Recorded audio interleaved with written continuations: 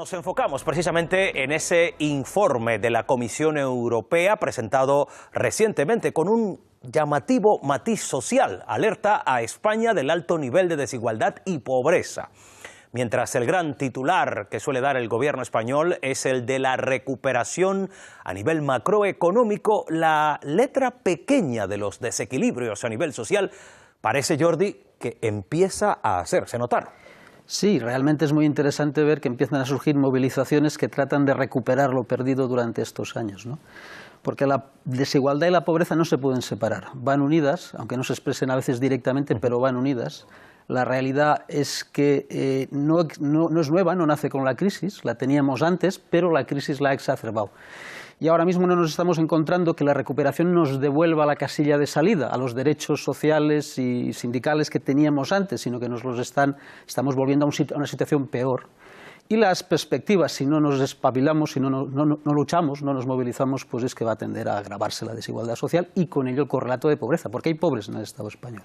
Aunque algunos piensen la solución que están encontrando, la que propone el propio compañero Manuel, es la de, para que no haya dualidad en el mercado de trabajo, igualarnos todos a la baja y ser todos como si fuéramos en la práctica temporales, porque a ti te pueden decir que tu contrato es indefinido, pero si despedirte es barato o es muy fácil legalmente, pues no hay ninguna diferencia con el temporal y el indefinido. Al final se te puede echar a la calle con muchísima facilidad, que es lógicamente lo que en una economía capitalista necesita el empresario, poder adaptar flexibilizar su plantilla y adaptarla a sus necesidades. Y es que funciona así, por eso yo no creo que estemos enfrentándonos a errores o a malas políticas, simplemente se está haciendo, por regla general, las políticas que quieren las grandes empresas en todas partes, ¿no?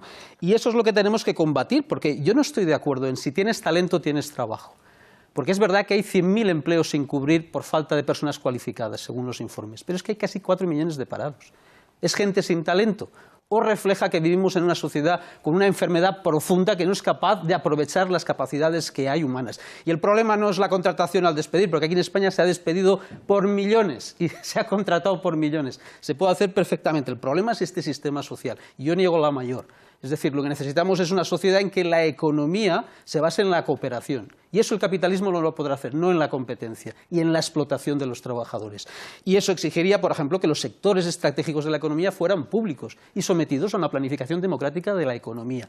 Que esa es la clave que podría darle la vuelta a esta situación, aquí en Europa. Ajá. Si no, la dinámica, la ha descrito muy bien el profesor, pues a la que tenderemos es a una sociedad en que habrá un paro crónico, que estará ahí, unas condiciones siempre precarias para una gran parte de los trabajadores y una tendencia a que el gasto social, que es lo que evita que mucha gente esté en la pobreza, no el capitalismo, el gasto social, pues efectivamente se pierda, ¿no? Porque la mayoría de los pensionistas, si no fuera por las pensiones, vivirían en la pobreza. Pero quitaros la gafa ideológica por un momento, por favor, quitaros la gafa ideológica por un momento. ¿Me estás diciendo en serio que el modelo que defiendes para España es un modelo no capitalista? Es decir, hablemos claro, un modelo comunista como el de Cuba, como el de Venezuela, como el de Ecuador, como el de Bolivia, como el de Corea del Norte, como el de África subsahariana. ¿De verdad me estás diciendo que tu modelo para España, para el conjunto de los españoles, es someter a la población a una dictadura totalitaria y a una economía planificada que ha llevado a la muerte a millones y millones de personas? ¿Ese es tu gran modelo para España? Mira, ¿por qué digo que os quitéis la gafa ideológica? Si a mí me decís, si conseguís decirme un solo país comunista, uno solo, que haya triunfado, que sea un país rico en donde la gente vive bien y haya superado los malvados países capitalistas, yo me vuelvo comunista en este mismo momento, hombre. Pero es que no hay ni uno, no hay ni uno. Por eso digo, quitaros las gafas por un momento. Me hablas del caso de España. ¿La tasa de paro es muy alta? Sí. ¿Hay pobreza en España? Sí. No tanto como decís, pero sí. ¿Hay graves problemas? Sí. Y ahora te digo, os he puesto muchos ejemplos, os hablo con datos, no con ideología,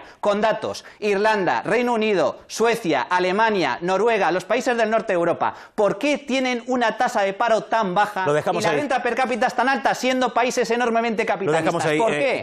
¿Por qué será? Bien, cuando él acaba de hablar, hablo yo. Mira, yo no estoy defendiendo que haya una dictadura. De hecho, vivimos en una dictadura del capital con matices. Sí, esa es la triste realidad. Obviamente, la mayoría del mundo hoy en día es capitalista, efectivamente, y es el que marca todo. Y la prueba es que nos está llevando a una desigualdad y a una explotación creciente en todo el mundo. Y no hay vías de solución por vías capitalistas. Yo lo que estoy planteando es que hoy en día los oligopolios que están en manos privadas funcionarían mucho mejor con una planificación democrática y pública, cosa que jamás va a pasar en un mundo capitalista.